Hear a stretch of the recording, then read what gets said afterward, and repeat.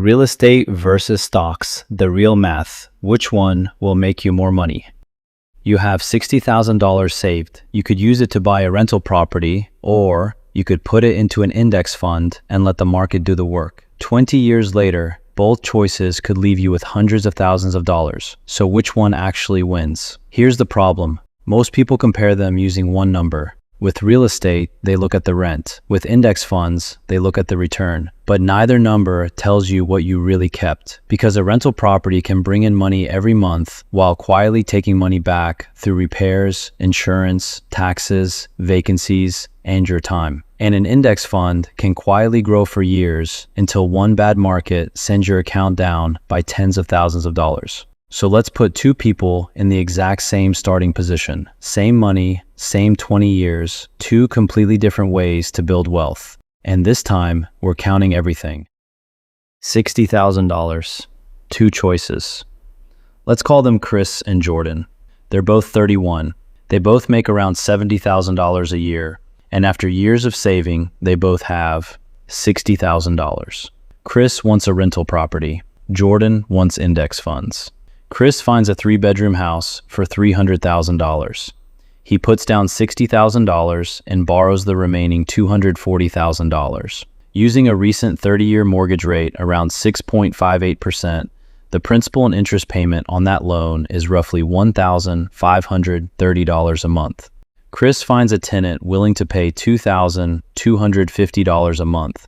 He does the math. $2,250 in rent minus $1,530 for the mortgage. That's roughly $720 left. Chris looks at that number and thinks, this could work. And he's not wrong. But that $720 isn't his profit. Not even close. The $720 problem.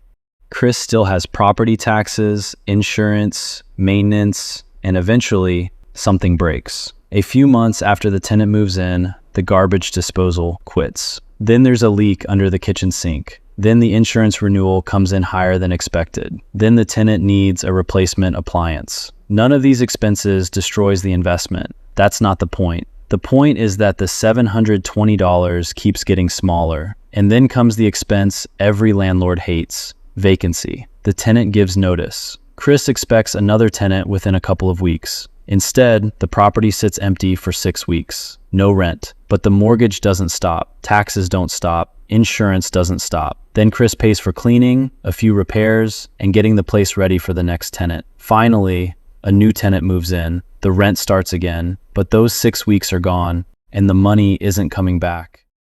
Chris gets the call. It's 10:40 on a Tuesday night. His phone rings. The tenant says there's water around the furnace. Chris can't ignore it. He spends the next morning finding someone to check it. Maybe it's minor, maybe it's not. Either way, his day just changed. This happens again and again. A repair during lunch, a contractor who doesn't show up, a tenant asking when something will be fixed, a Saturday showing, a late night text. Chris eventually realizes something. If he doesn't pay someone else to manage the property, he is the property manager. And if he does hire one, he's paying for that convenience. So the property has another cost, one that never appeared in his original rent calculation. Chris at year 5. Chris's $300,000 property has appreciated. If it grows around 3% a year, it's now worth roughly $348,000. His mortgage balance has also dropped, so his equity is growing from two directions. The property is worth more, and he owes less. That's the power of leverage. Chris used $60,000 to control a $300,000 asset. If the property rises, he benefits from the increase on the entire property. That's a major advantage. But there's another side. The property has also consumed money: taxes, insurance, repairs, vacancy, and Chris's time. So the house being worth $348,000 doesn't mean Chris magically made $48,000. Property value is not the same thing as profit. Jordan at year 5. Jordan has put in $60,000 up front, plus $300 a month for 5 years. That's another $18,000. So he's contributed $78,000. If we use an assumed 8% average annual return for illustration, His account could be around $111,000. That's an example, not a promise. The market won't return 8% every year. Some years can be great, some can be terrible. But Jordan has something Chris doesn't. He doesn't have to make the investment work by managing an asset. He just has to keep contributing and stay invested. Imagine Jordan's portfolio reaches $150,000. Then the market drops 30%. Now he's looking at $105,000. That's a $45,000 decline. And this is where the real test begins. Not with the index fund, with Jordan. Because he can sell. He can stop investing. He can tell himself, I'll wait until things look better. But what if the market starts recovering while he's waiting? This is the part people don't talk about enough. Index funds are simple to own. They're not always simple to hold. Your biggest expense might not be a repair bill. It might be your own reaction. Year 10. Now let's move forward. Chris's property could be worth around $403,000. His mortgage balance could be around $204,000. That gives him roughly $199,000 in equity. That's a serious amount of wealth. But Chris has spent 10 years dealing with the property.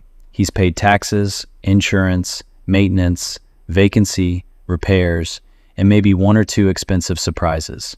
Some years were easy, some weren't. That's how rental property works. You don't get the same expense every month. You get normal months, and then one month suddenly costs several $1,000s. Jordan, at year 10. Jordan has contributed $60,000 up front, plus $36,000 over 10 years. That's $96,000 total. At an assumed 8% average annual return, his portfolio could be around $188,000. Now look at them. Chris, about $199,000 in property equity. Jordan, about $188,000 in investments. They're surprisingly close, but the numbers are hiding something. Chris owns one property. Jordan owns pieces of thousands of companies. Chris has leverage. Jordan doesn't. Chris has more control. Jordan has more liquidity. Chris has more work. Jordan has more market volatility. So which one is better? We're still not there. The next 10 years. Chris's property keeps producing rent. If the market stays strong, the property appreciates, the mortgage keeps shrinking, and eventually more of the property belongs to him. But the expenses don't disappear. The roof gets older, the HVAC gets older, appliances wear out, insurance changes, taxes change, and eventually, something expensive needs to be replaced. Maybe it's a $1,500 repair. Maybe it's $8,000. Maybe it's more. That's why a rental property can feel amazing for 11 months and then ruin your month on the 12th. Jordan has a different problem. Jordan's account keeps compounding, but the market doesn't move in a straight line. One year can be great, another can be ugly. Imagine Jordan has $200,000 invested. The market falls 30%. Now, $200,000 becomes $140,000. That's a $60,000 drop. And there is nothing Jordan can repair, nothing he can control. He can only decide what to do next. If he keeps investing, the downturn can mean he's buying at lower prices. If he panics, he can turn a temporary decline into a permanent loss. So Chris's challenge is, can I handle the property? Jordan's challenge is, can I handle myself? Year 15. Chris's property, growing around 3% a year, could now be worth roughly $468,000. His mortgage is getting smaller. His equity could be around $290,000. That's a big jump, but Chris has also spent 15 years owning the property. Maybe he had 2 major repairs. Maybe a tenant caused damage. Maybe he lost rent during a vacancy. Maybe he spent weekends dealing with problems. None of that means the investment failed. It's simply the price of owning a physical asset. Jordan at year 15. Jordan has contributed $60,000 upfront, plus $54,000 in monthly contributions. Total, $114,000. At an assumed 8% average return, his portfolio could be around $302,000. Now, Jordan is slightly ahead in this illustration, but again, That's not the end of the story. Chris has been collecting rent. Jordan hasn't. Chris has leverage. Jordan has liquidity. Chris has property equity. Jordan has a diversified portfolio.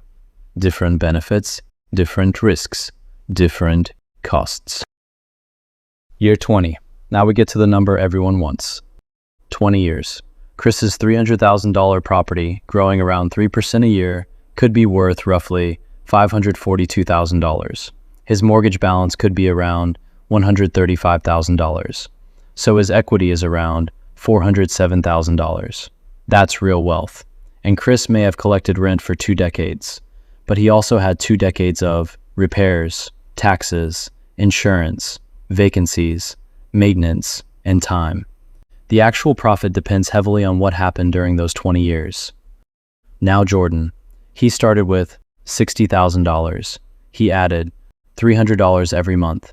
Over 20 years, that's another $72,000.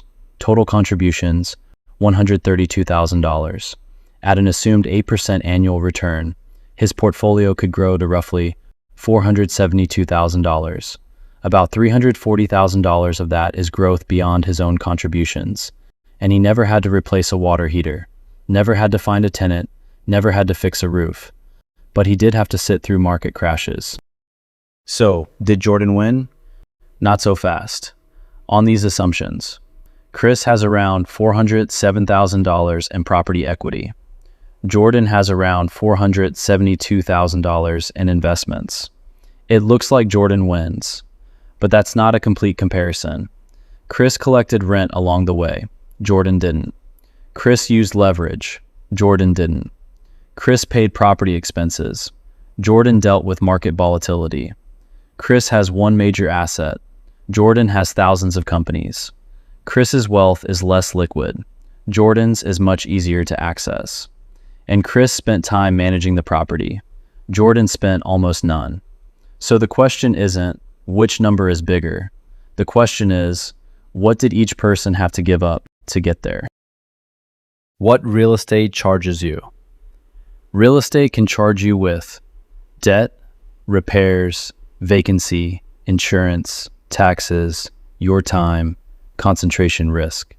But in return, you get leverage, potential rental income, potential appreciation, and control. You can improve the property, choose tenants, make decisions, and if you buy the right property at the right price, the numbers can work extremely well. What index funds charge you?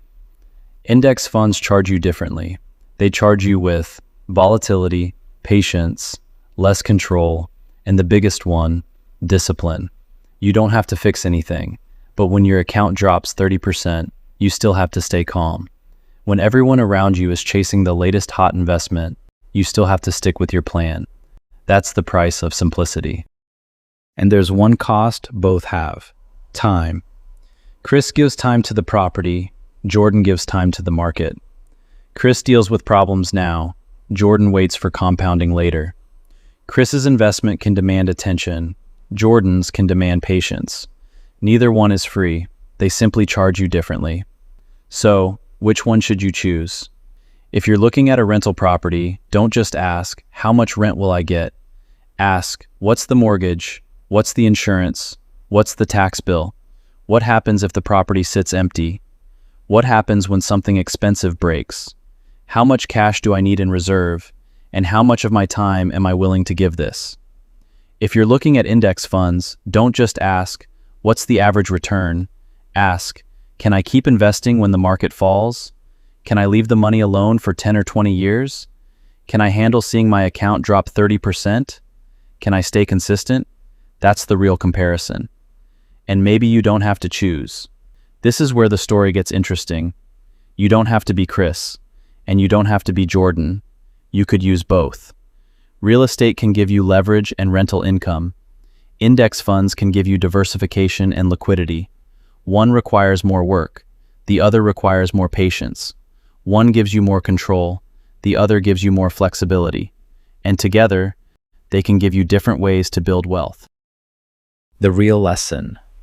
So when someone says real estate always wins, or index funds always win, Don't argue. Ask one question. Did you count everything? Did you count the vacancy, the repairs, the insurance, the taxes, the mortgage, the time? Did you count the market crash, the panic, the years of contributions, the opportunity cost? Because the investment with the biggest headline number isn't automatically the better investment. Chris chose leverage. Jordan chose compounding. Chris accepted more work and debt. Jordan accepted more volatility. Chris had more control. Jordan had more liquidity. And after 20 years, both could have built serious wealth. That's the real lesson. There isn't one investment that always wins. There is only the strategy whose risks, costs, time, and demands you actually understand. So don't ask, which one makes more money? Ask, which one can I stick with for the next 20 years? Because building wealth isn't about finding the perfect investment. It's about understanding what you're paying, staying consistent, and giving your strategy enough time to work. Count the rent, count the repairs, count the crashes, count the time, count everything. Because the number that matters isn't the number that looks best. It's the number that's left after everything has been counted. If you enjoyed this video, subscribe to Decoding Wealth. In our video, we break down the stories, psychology, and history behind money, so you don't just follow the market, you understand it. Thanks for watching. I will see you in the next video.